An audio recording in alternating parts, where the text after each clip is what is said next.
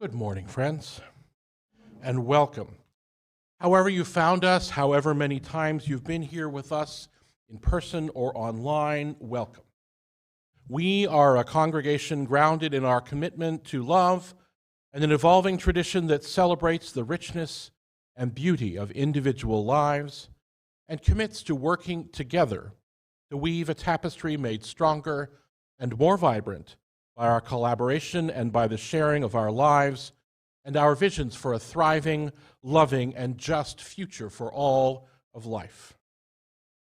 We begin this morning with the words of my colleague, the Reverend Karen Armina. Come in, my friends, and take a breath. Come bearing gifts or carrying burdens. Come wholehearted or brokenhearted. Come full or empty, or anything in between. Here in this space we made sacred, come ready to offer what you can and find what you need, and hold each other as we celebrate and grieve and grow in love and in wonder. Come in, let us worship together. I invite you to begin that worship by rising in body or in spirit as we sing together our opening hymn, Dark of Winter. The words are on the screen or number 55 in the hymnal.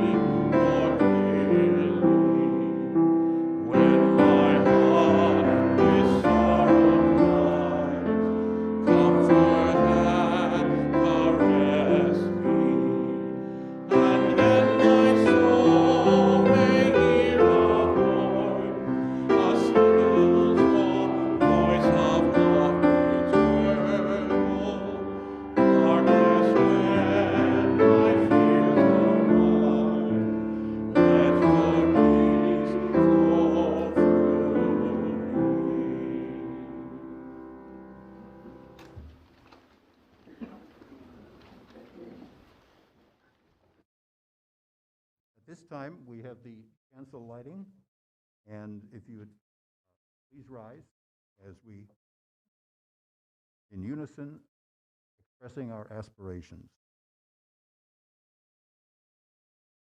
May love be the spirit of this church. May the quest for truth be its sacrament, and favors be its prayer. To dwell together in peace, to seek knowledge and freedom, and to help one another in fellowship. This is our aspiration. And now, to light the candles, the Via candle, is Joni. This candle in solidarity with all indigenous and other people of color as they journey toward spiritual wholeness.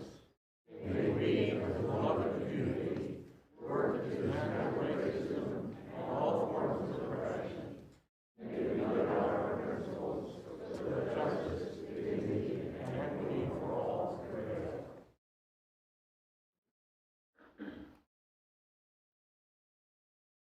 The reading this morning is from Barbara Kingsolver, and she is from the Chicago area and is a poet, a writer, very creative person, and in complementing with what Reverend Ian's theme is this morning, I think this is very appropriate.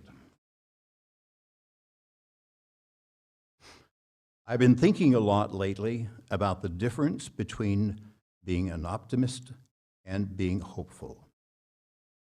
I would say that I am a hopeful person, although not necessarily optimistic. You confused? Here's how I would describe it. The pessimist would say, it's going to be a terrible winter and everybody's going to die. The optimist would say, oh, it'll be all right, don't you think? It can't be that bad. The hopeful person says, maybe someone will still be alive in February, so I'm going to put the potatoes in the bin just in case. Have some farmers around here? And that's where I lodge myself in this spectrum. Hope is a mode of survival. I think hope is a mode of resistance. Hope is how parents get through the most difficult part of their children's teen years. Hope is how cancer patients endure the painful treatments. Hope is how people on the picket line keep showing up.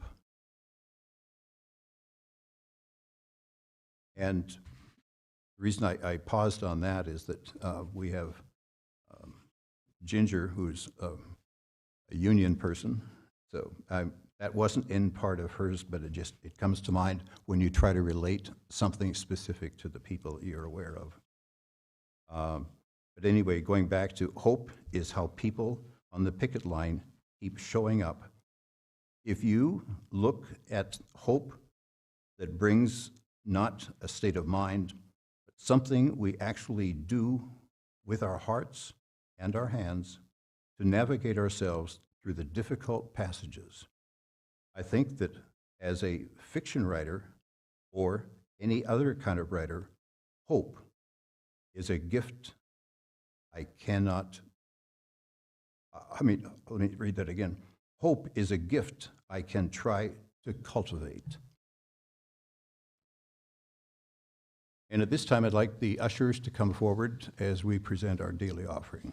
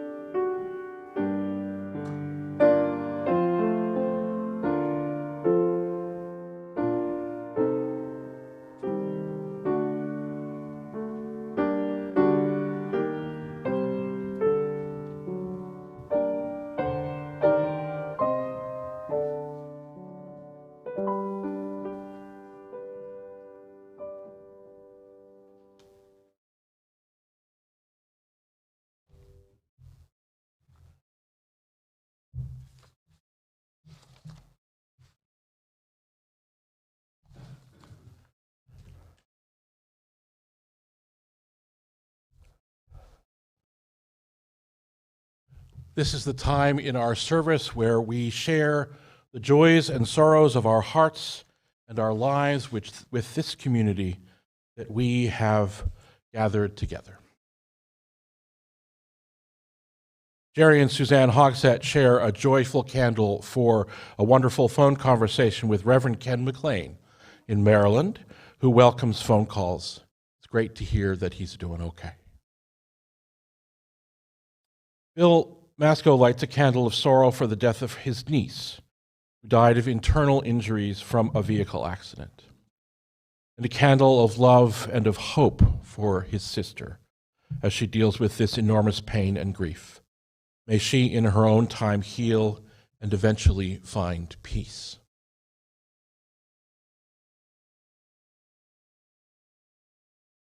And I light a candle of gratitude for this community, for the way that I see and experiencing you care for those of us who have caught COVID over the past few years.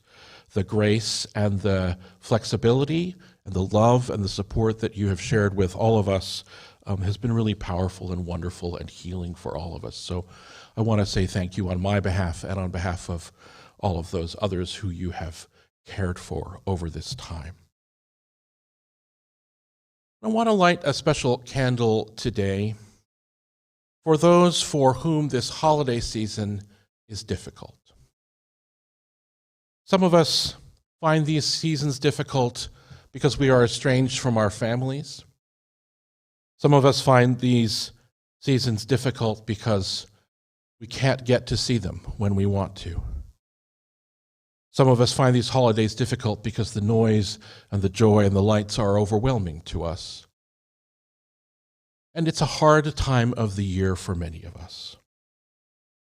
So I wanted to light a candle to take a moment to pause, to share love, the love of our hearts, the love of this community for all of those here in this place and in our communities, our houses, our neighborhoods.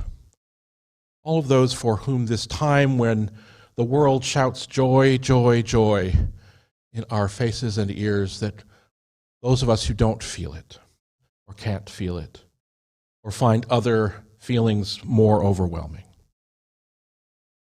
Sometimes we can't celebrate because we have harmed others or others have harmed us, because we feel alone or estranged. So I want to pause now in quiet and in love to share the love of this community for all of those for whom this is a difficult time, and for all those joys and sorrows, triumphs and challenges that remain in the quiet of our hearts. May we breathe together into the quiet of this loving space.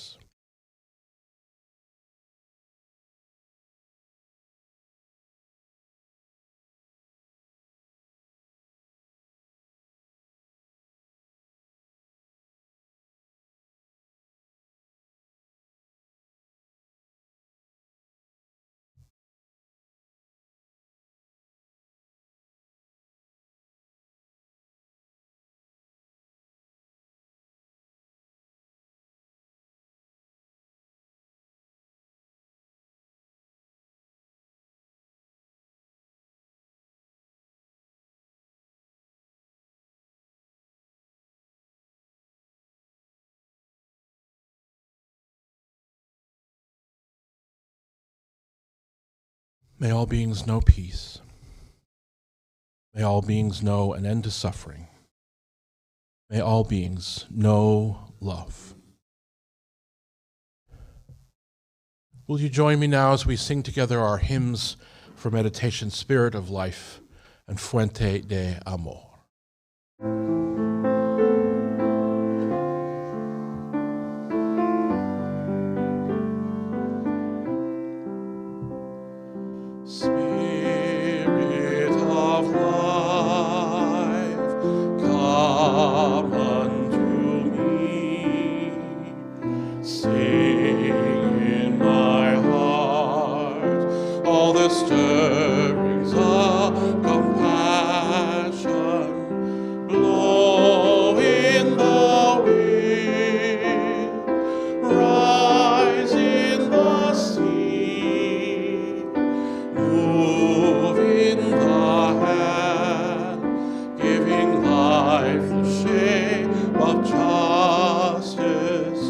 Roots hold me close, wings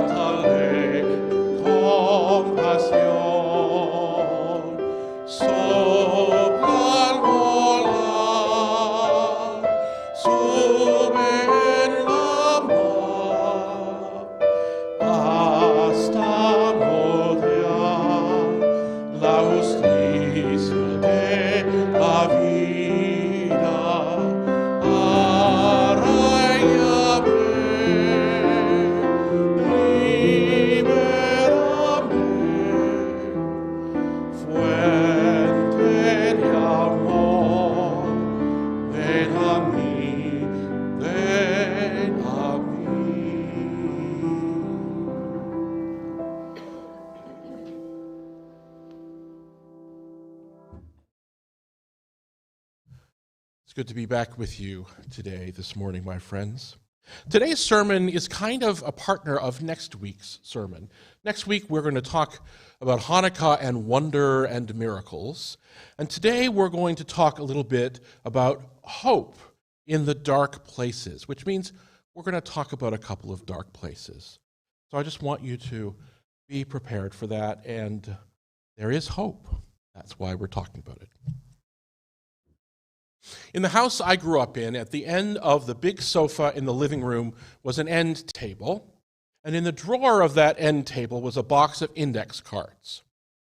This was my mother's address book. All the addresses and phone numbers of anyone she and our family had met over the years. Her address book. And on the back of each card there was a list of years.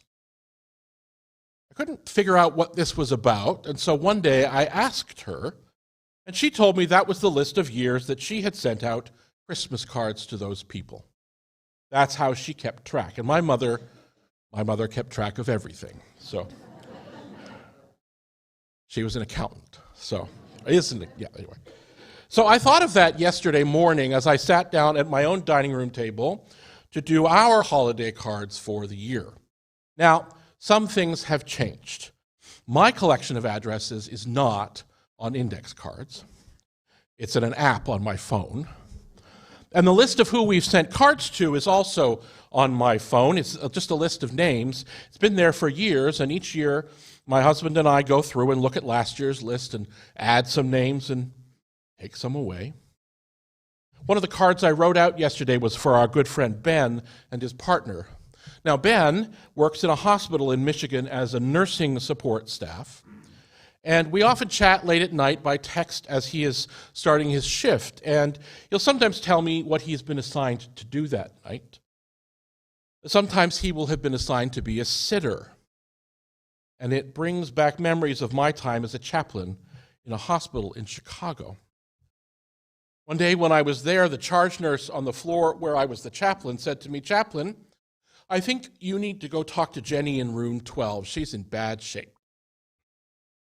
When I walked into her room, Jenny was sitting in her bed looking gaunt and exhausted in her hospital gown. Beside her in a chair sat a young woman reading a paperback novel who barely acknowledged my entering the room and ignored the conversation Jenny and I had. Jenny had tried to kill herself with an overdose of pain medication.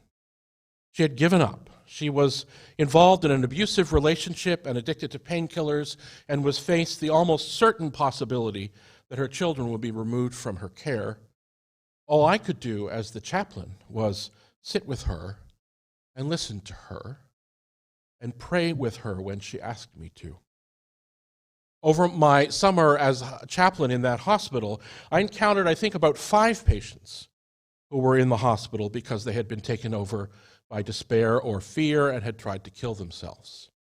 Each of them had a unique story that led them to what they thought would be their last act. Each of them had a different list of pains and griefs, but they had 2 things in common: despair and a sitter. The woman in Jenny's room with her was employed by the hospital to sit in the room and do nothing but keep an eye on Jenny to make sure she didn't hurt herself. Each of these patients I met had someone whose job it was to insist, not by words, but by their very presence, to insist that their life continue. When I buy cards for the holidays, I look for something with a message of peace and hope and perhaps a little bit of whimsy. I also think ahead of time of something I'm going to write in each card to personalize it a little bit. I'll admit to writing almost the same thing in every card because, there are a lot of cards but with changes here and there for some specific people. And this year, I wrote something like, "And fond hope for a new year full of love, joy, and adventure." Hope. Hope is pretty central to my thinking at this time of the year. What is it? Do we need it? Is it helpful? I want to reflect on that a little bit today as we head into the darkest, coldest time of the year. Where is hope?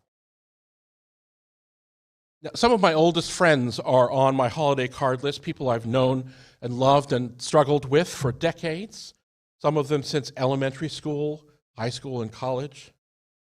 My mind always flies back to those decades when I write the cards, decades past, and many memories, some wonderful memories, some painful memories, some names not on the list anymore. In the early 1980s, something devastating began to happen to the gay community in North America.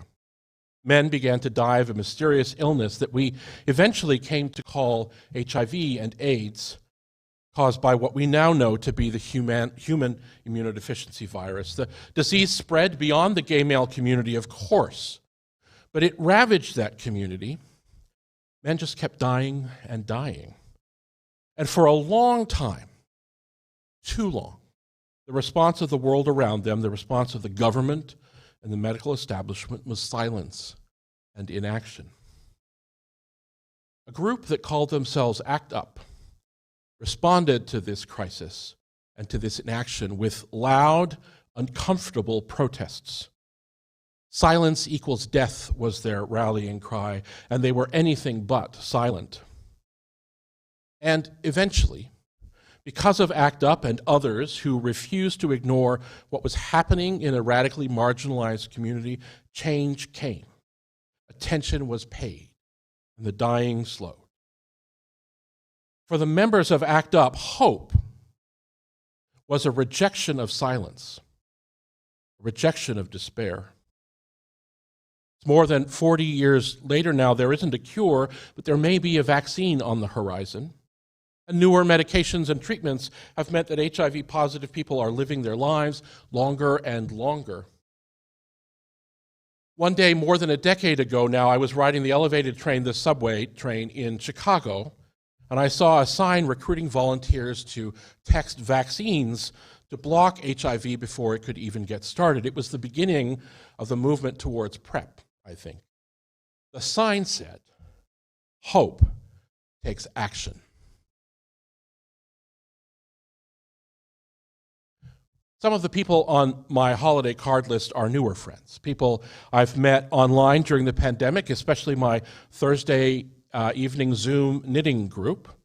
We've been meeting for 3 years now from all over the country and have become important parts of each other's lives as we chat together and knit together. Now, in knitting, those of you who've been around for a bit, remember I told you in knitting about the practice of tinking. Knitting back to correct mistakes. If you make a mistake, you can undo your knitting stitch by stitch, go back and fix it, and keep going. I also mentioned ripping the whole thing out and starting again.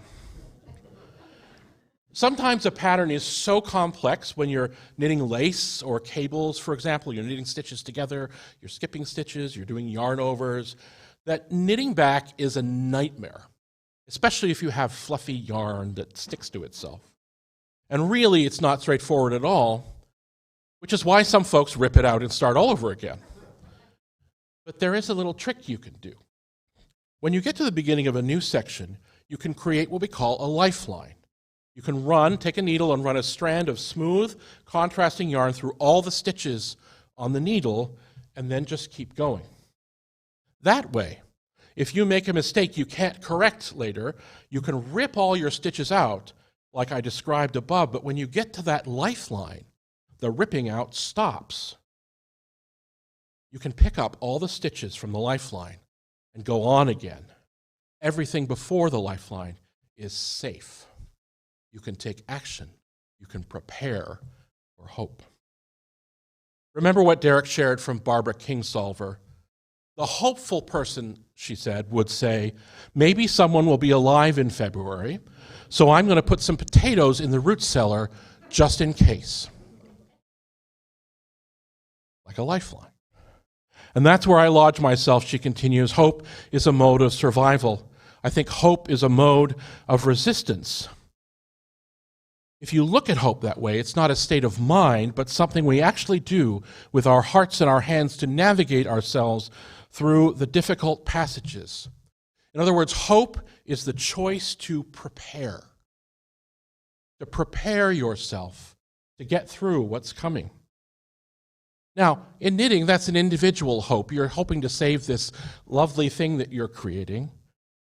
But hope is not just an individual hope, but a collective hope. King Solver talks about putting potatoes away for the people around you who will survive the winter with you. It's a collective hope, a hope in community, a hope of thinking about what we will need on the other side, thinking about what my neighbors will need on the other side.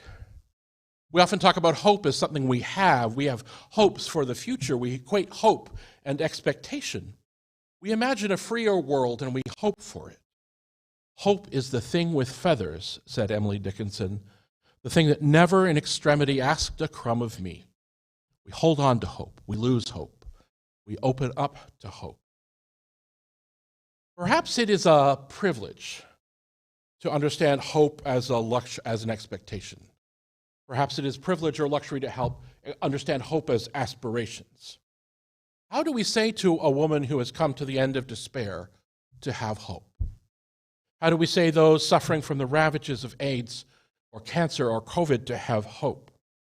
How do we say to those who have fought oppressions, small and large, in their lives, their whole lives, to have hope? How do we look at the cruelty in the world around us and have hope?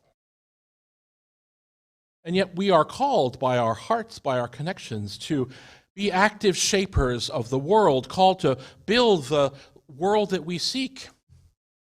And that's the crux for me. Hope is not crossing our fingers and wishing for change. Hope is work. It's active engagement. It's not a noun, it's a verb. It is the practice of survival. It's not wishing, it's sitting in a room protecting someone from themselves. It's not expectation. Hope is going on. It's not something we have. Hope is speaking, is shouting into the silence. Hope is action. It is the practice of survival. As Sweet Honey in the Rock sings, if we want hope to survive in this world today, then every day we've got to work on. If we want hope to survive in this world today, then every day we've got to fight on. I think this is where science fiction and fantasy and the literature of what if can come in. This is where our writers and our authors and our prophets and our artists and those imagination and our imagination remind us a new world is possible. Change is possible. Rebecca Solnit wrote, "Despair is a form of certainty.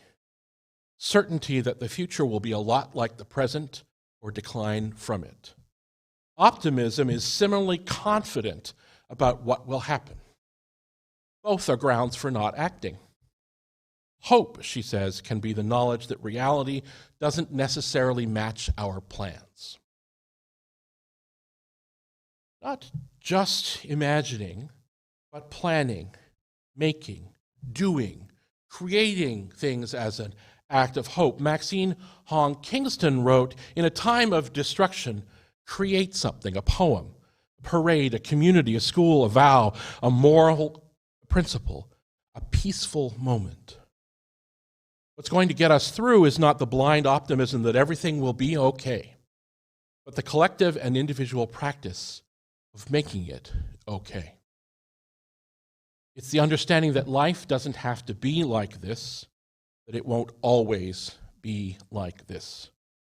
It is the knowledge that by acting, by surviving, by moving, we can change our world. To quote my husband, it is seeing an open future and acting and moving.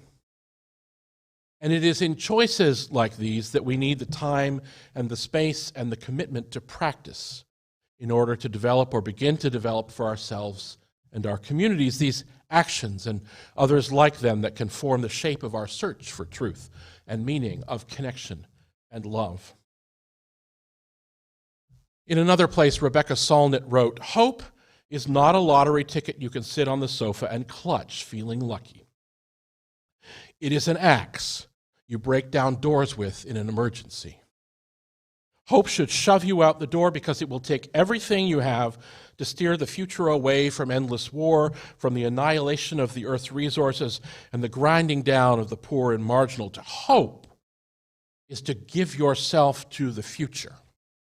And that commitment to the future is what makes the present inhabitable. But there's still more than the will to go on and inner commitments. We need community. We need each other.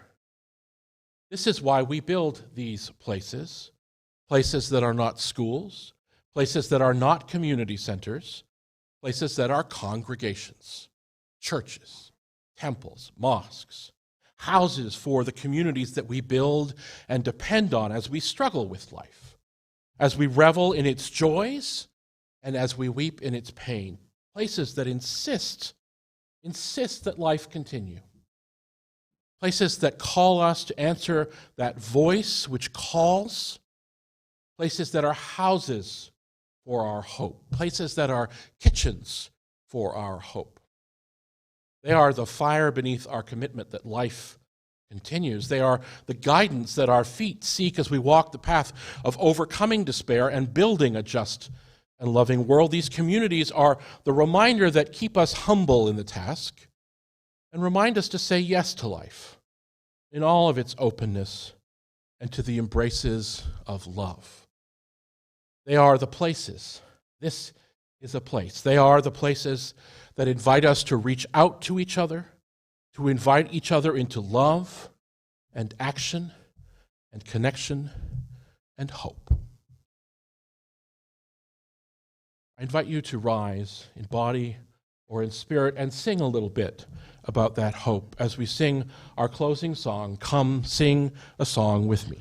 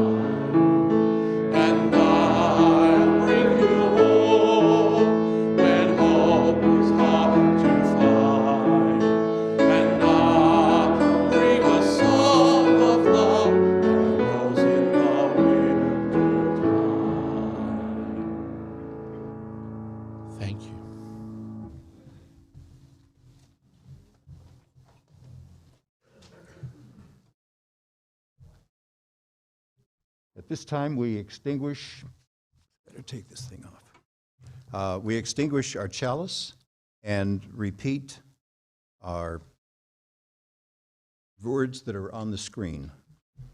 We extinguish this flame, but not the light of truth, the warmth of community, or the fire of commitment.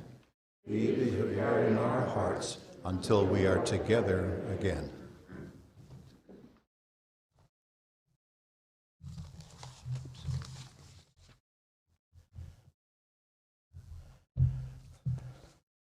Will you take a deep breath with me, friends? Some of that was a little bleak, wasn't it? I remember sharing that story about the hospital with some colleagues. It was part of one of the first sermons I preached in school, and they're like, "Oh, that's so bleak, just presence." But I think it's at the heart of the practices that we build to bring ourselves hope, to give ourselves hope.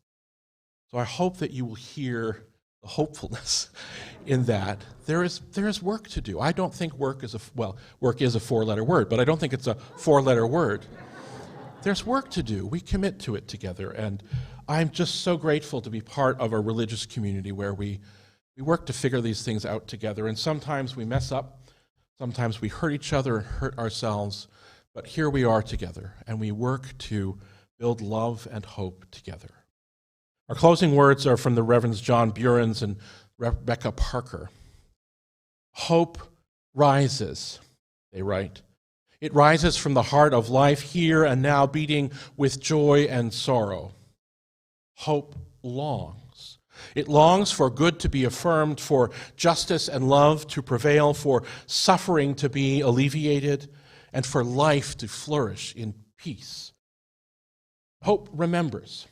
It remembers the dreams of those who have gone before and reaches for connection with them across the boundary of death. Hope acts. It acts to bless. It acts to protest. It acts to repair. With that commitment to rising, imagining, and acting for hope in our hearts and in our world, go in peace, my friends, to love and serve the world.